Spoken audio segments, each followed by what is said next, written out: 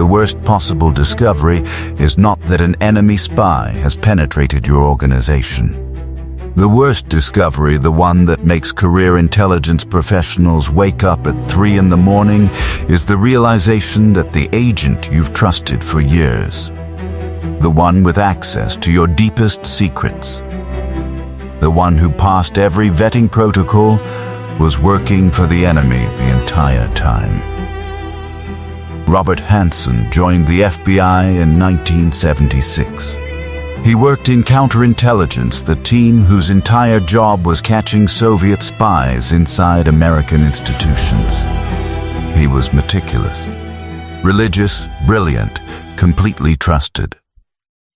He was also, from 1979, simultaneously feeding classified American intelligence to the KGB and later Russian intelligence.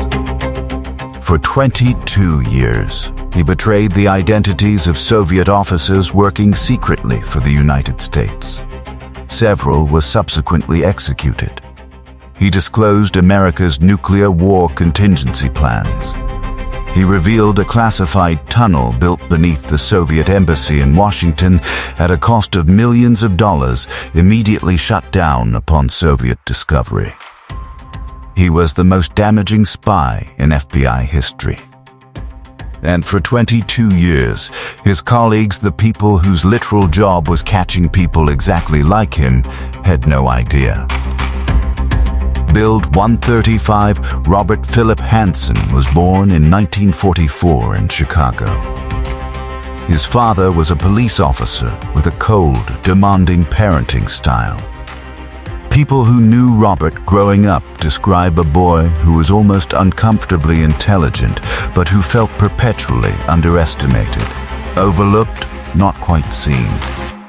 He became a CPA, then joined the FBI, drawn by the intellectual challenge of counterintelligence.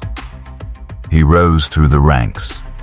He was assigned to the Soviet Analytical Unit, the team that studied KGB operations, learned their methods, identified their patterns. He was learning how to be a spy, officially, from the inside. And he took extensive notes. In 1979, Hanssen wrote a letter to Soviet military intelligence, the GRU. He offered information. He was paid in cash. The relationship had begun. What makes Hanssen's operation different from almost every other Cold War espionage case, he operated with almost paranoid operational security. He never met his handlers face to face. All communication was through dead drops physical packages left at predetermined locations. He used the alias Ramon Garcia. He provided the KGB with years of intelligence before they even knew his real identity. He was running an intelligence operation against the intelligence service that employed him, and doing it better than most professional intelligence officers. Rising action 510 Dirolo, let me give you specifics, because the damage Hanssen caused is too large to comprehend in abstract. He disclosed the identities of 3 Soviet officers working secretly for the CIA and FBI. All 3 were arrested by Soviet authorities. 2 were executed. Robert Hanssen signed their death warrants not formally, but in every meaningful sense.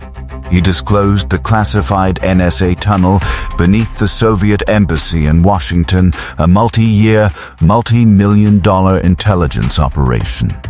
Immediately shut down when the Soviets were told about it. He disclosed America's nuclear war contingency plans.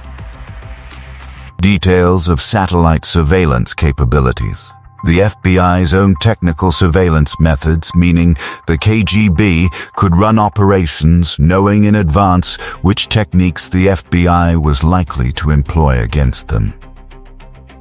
The FBI and CIA knew for years that a devastating mole existed somewhere in American intelligence. They ran internal investigations. They built profiles.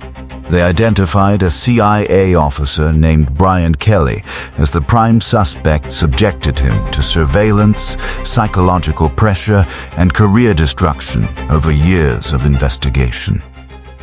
Kelly was innocent. Hansen watched the entire investigation.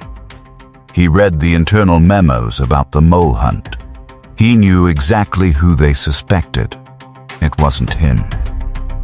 The Fox was conducting the henhouse inspection. What finally broke the case in 2000, American intelligence paid a former Russian intelligence officer for a stolen file from Suvar archives, a file about an FBI mole code named Ramon Garcia. Attached to the outside of the file, collected from a dead drop, was a plastic bag. On that bag, a fingerprint. After 22 years, a fingerprint on a plastic bag ended the most damaging spy operation in FBI history. Clausen was arrested on February 18, 2001, caught making a dead drop in Vienna, Virginia. He was 60 years old. He had received approximately $1.5 million in cash and diamonds over 22 years. He pleaded guilty to 15 counts of espionage, sentenced to 15 consecutive life terms. No possibility of parole. He died in prison in June 2023. The full extent of his damage remains classified. How many operations were compromised? How many sources were exposed? What strategic advantages Russia gained over 22 years cannot be fully disclosed even now, because some of it relates to methods and sources still active. What the FBI did acknowledge, in their official assessment, Hansen's operation was the worst intelligence disaster in Bureau history. He was not caught by the organization he had evaded for over 2 decades. The Russians inadvertently gave him up. He outsmarted every trap they set, and was betrayed by the people he worked for. Operated inside the FBI's counterintelligence division, the people whose entire job was to catch him for 22 years. He attended daily mass. He was a devoted family man. He had colleagues he respected. And he provided foreign intelligence with information that got people killed. The intelligence community studies Hansen not simply as a cautionary tale, but as a case study in how someone operates in the center of an institution for 2 decades undetected. The answer is uncomfortable. By being smarter than the people looking, and by understanding their methods better than they understood his. Subscribe for weekly deep dives into criminal minds like this one. Comment below, do you think Hansen was brilliant, broken, or both? I read every single one.